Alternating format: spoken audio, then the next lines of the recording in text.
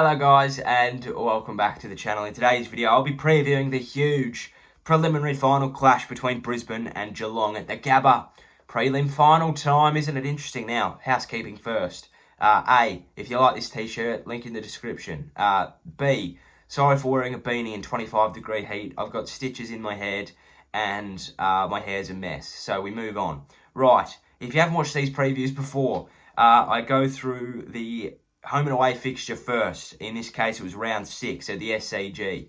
Geelong ran out 27-point winners over the Lions. I'll go through all of that, what sort of happened, big moments, big players, etc. I go through for Brisbane to win and for Geelong to win. I give my prediction and some other notes that could be interesting. So without any further ado, we're going to go back to the first round of the excluding Victoria Hub. I guess that's not really a good term for it, but the playing everywhere except for Victoria. The Victoria was under a dome hub, and we saw, as I said, Geelong run out 27-point winners, 73-46. It was interesting. It was interesting. Geelong and Brisbane, Queensland versus Victoria in Sydney. Real state of origin type stuff here, but it's not New South Wales and Queensland being played in Victoria. But it was interesting. Brisbane seemed to have a lot of the flow for it, and I'll get into that in a minute, and they just couldn't do anything. Geelong were just, it was weird. It was an interesting game, it really was. Geelong are the boogeyman, they are. No real words other than that said. They just seem to beat everyone. Port Adelaide, they cleaned up. Collingwood, they cleaned up last week. St Kilda, they cleaned up during the year. You know, the Doggies, they ran over the top of after being 6 goals down. All those top 8 teams that you don't expect them to beat, they beat. And that's why they're the boogeyman. Now, Brisbane can take a lot of positives from this one, but one massive negative. They won 3/4 of the game and still lost by 5 goals. But if you concede 7 goals to 1 behind in a quarter, you're not going to win many games. And that's what happened. They can take a lot of positives from the game. They held off Geelong for 3/4. They played really, really well in those 3/4. They dragged them, meaning Geelong, into a war. And, they did a lot of things right, but you can never, ever excuse 7 goals to none in a quarter of footy. And that's what happened. Geelong's mids can do everything. They can kick goals. They can get back and defend. They can bully the midfield, of course. That's what they're there to do. They can do everything. And what you've also got to expect is that it's not just Geelong's mids that can do everything. Harry Taylor can go forward. Zach Tui can go forward. Mark Blitzarves can play in the ruck, forward, behind. He's a utility. Tom Stewart can do a lot of things well. They're a very well-rounded unit. And unfortunately, they're a bunch of individuals. But, and I think that is relatively known because why else would this team not be a flag-winning team? I just think that they are. In my opinion, they are, because instead of, and a friend of mine, a really good friend of mine, was talking the other day, premierships are won by teams, not individuals. If you look at Hawthorn back in the day, you look at Geelong back in the day as well, Richmond as of late, they're a really good team, whereas I think that this Geelong side is a really good bunch of individuals. And unfortunately, that's not going to get you the chockies when they matter. But yeah, they can do everything. And I think if they can get it together, they're going to go a really long way in this game. For Brisbane to win, get your players into the game early. 12 had less than 10 in round 6, and that is huge. Now, this was similar in the Port Adelaide-Richmond game as well that I previewed yesterday. I think 11 Tigers had less than 10 disposals, but Jack Riewoldt had 7 disposals and kicked 3 goals. So he still had a pretty good impact on the game, just didn't get his hands on it. Whereas if I look at the Brisbane players that had less than 10, none of them really had an impact on the game regardless. Harris Andrews didn't do a whole lot. Cam Rayner didn't do a whole lot. I think Neil had 26. So they were really reliant on him to do a lot, and nobody could run with him. So they need to get their players in the game early. They need to kick the first as well. They really need to. If they're going to win this game, they have to kick the first goal. They need to ease the nerves. They need to hear the roar of that crowd, and they need to have some belief about them. Now, I'm sure that they've got all the belief going into the world. You know, they're in a prelim final at home. You know, what the hell? Never in a million years would they have predicted that. But if they kick the first, big mark, let's say, from Eric Hipwood, he steadies, he kicks the first, he looks to the crowd, they go up. There's a lot of belief within that team. The key forward has belief that he can take a mark. The midfield have belief that they can, you know, kick it down there and it's going to be taken. The home crowd are electric. You know, if there was a roof on the Gabba, it'd be off. So that's what they need to do. They need to kick the first. Then take some time out of it early and then get some pace on the ball. Possession footy is key early, and I think for Brisbane, everybody needs to get a piece of the pie. You know, slow it down, get everybody a touch of the ball, a feel for the game. You know, and I'm not saying ticky-tack it like in soccer, how you just pass it around the defence and then you move it up forward and then they kick a goal. Like, everybody's had a touch, but, you know, chip it round a little bit, because, you know, if you're out of the game early in a final, like Lachie Neale was against whoever they played, Richmond, he didn't have a touch to quarter time. Sits on the bench and he goes, what the bloody hell am I doing here, sort of thing. Get him a touch early, get him into the game, you know, get him that feel of, all right, I've got the touch, I've given it off, okay, that worked. That's somebody else's problem now. But it's just like, I'm in the game, I'm fine, right? Deep breath in, deep breath out. So, and then get some pace on the ball. They were minus 64 in uncontested possessions and minus 29 in marks. That's because they let Geelong play their game the whole time. And Geelong play a really slow, methodical game. They do. Kick and mark, I don't think that needs to be explained anymore. But if Brisbane can get some pace on the ball, it's going to be really interesting. That's what they did against Richmond.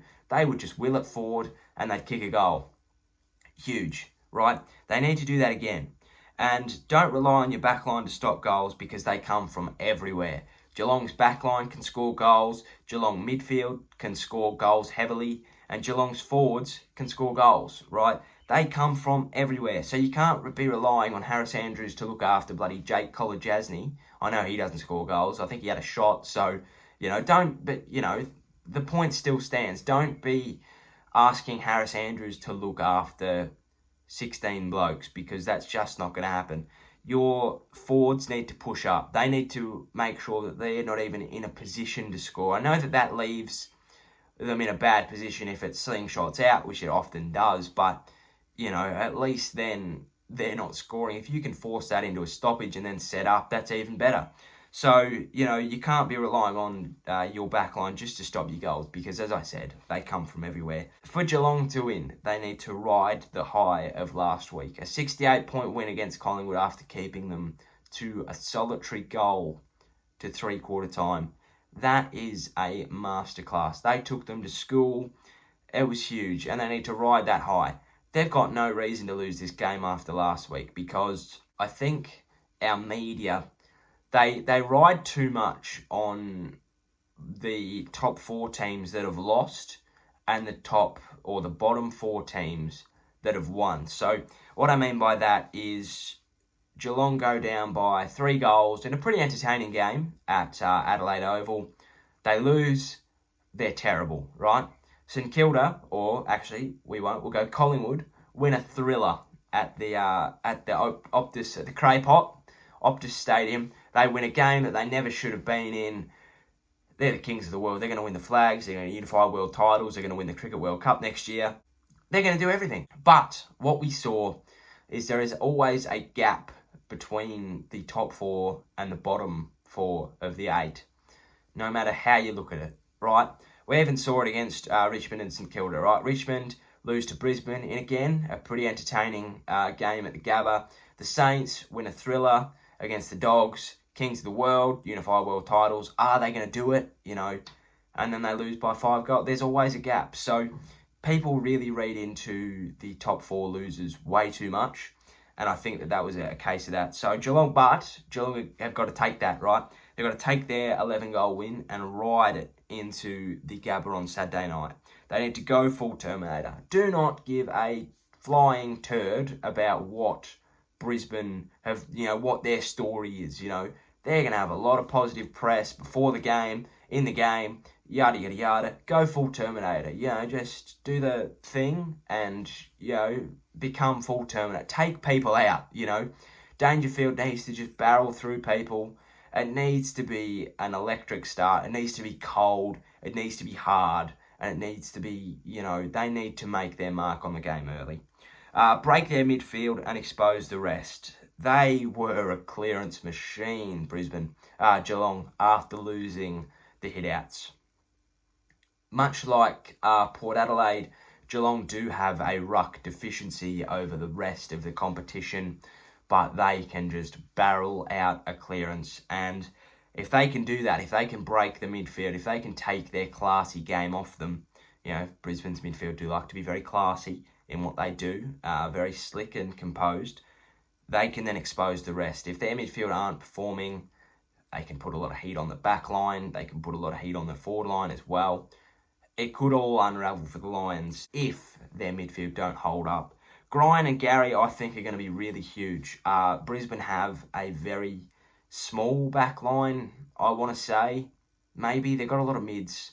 So I think that it's going to be really important to get their smalls, Geelong's smalls, to break the game open. And I think that Gryan and Gary are going to be the two to do that. I think that Brisbane are going to be really concerned about the Tomahawk and whoever else is there. Dangerfield's really dangerous whenever he goes forward. As I said, they can come from everywhere. So, they're going to be looking at everybody to go forward.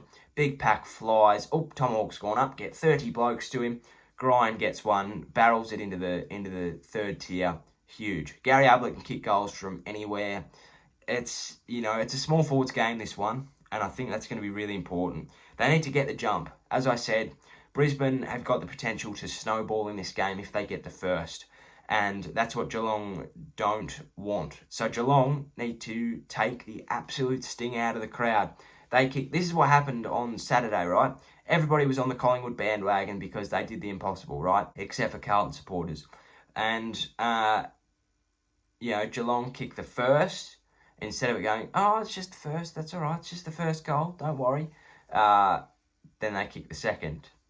And then they kicked the third. And then they kicked the fourth. And then they kicked the fifth.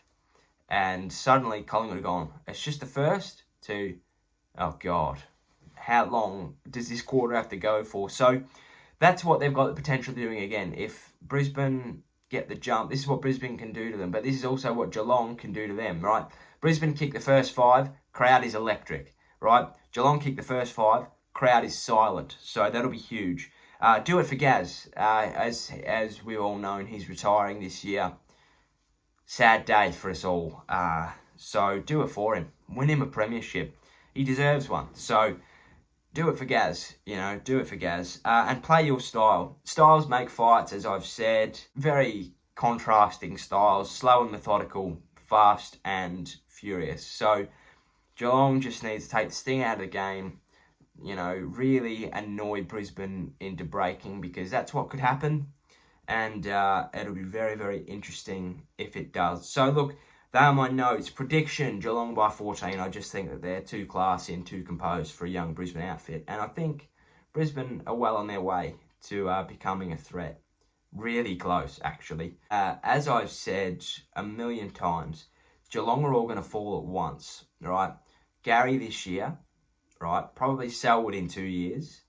Dangerfield in 4 years. They're all going to fall around the same time. You've got Hawkins, Taylor. They're not... They're going to do what Hawthorn did, I think. But they managed their picks very well. They'll still finish top 8, but they're probably not going to win as many finals. So that's just is what it is. It happens to every team. So that's where Brisbane really, if they can get a big win here and surge into the grand final, they may not lose next week. They may not win next week, but they've beaten Geelong in a preliminary final. Now Geelong obviously do have the prelim final curse, but it is what it is. Geelong by 14, as I said. But yeah, if Brisbane can get this win, they're going to be a real threat in the next years to come, no matter if they win the premiership or not. But yeah, I think unfortunately for them, Geelong are just going to be too composed. I think they're just going to be cold and heartless. going to get the win. It's going to be awesome for them. And it's going to be a really, really interesting grand final after that. But look, that is my preview. If you liked what you saw, please give us a like and subscribe down below. I've got a grand final preview and a grand final promo coming next week, as well as a how can Adelaide win the premiership in 2021. Yep, definitely not clickbait at all. But yeah, grand final week, it's huge. It's an awesome time to be a footy fan. So make sure to look out for all of it on the channel. Hope you enjoyed. Take care, stay safe, cheerio, sayonara, and goodbye.